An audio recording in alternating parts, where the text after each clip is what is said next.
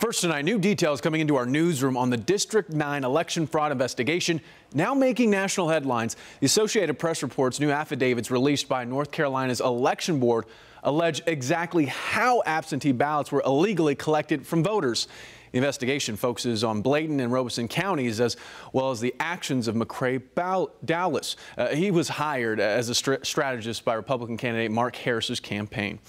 Good evening, and thank you for staying up late with us. I'm Xavier Walton. NBC Charlotte's Brandon Goldner joining us now with the breakdown on the latest and what he knows. Brandon. Well, Xavier, we've left messages for the State Board of Elections asking for copies of those affidavits. The AP is reporting that they were filed by attorneys for Harris's Democratic rival Dan McCrae, who was trailing Harris in unofficial results.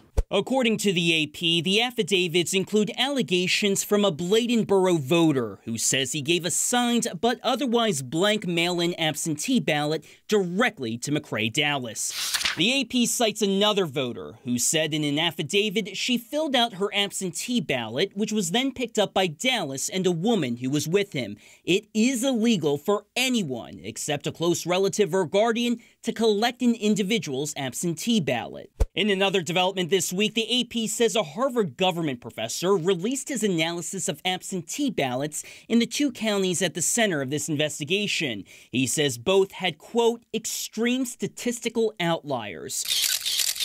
Dowless's attorneys have been quoted in various media outlets saying their client did nothing illegal. The State Board of Elections will meet January 11th. We could know then whether they will certify the results of this election or if they could go as far as calling for a new election. I'm Brandon Goldner, NBC Charlotte. All right, Brandon, thank you for that report.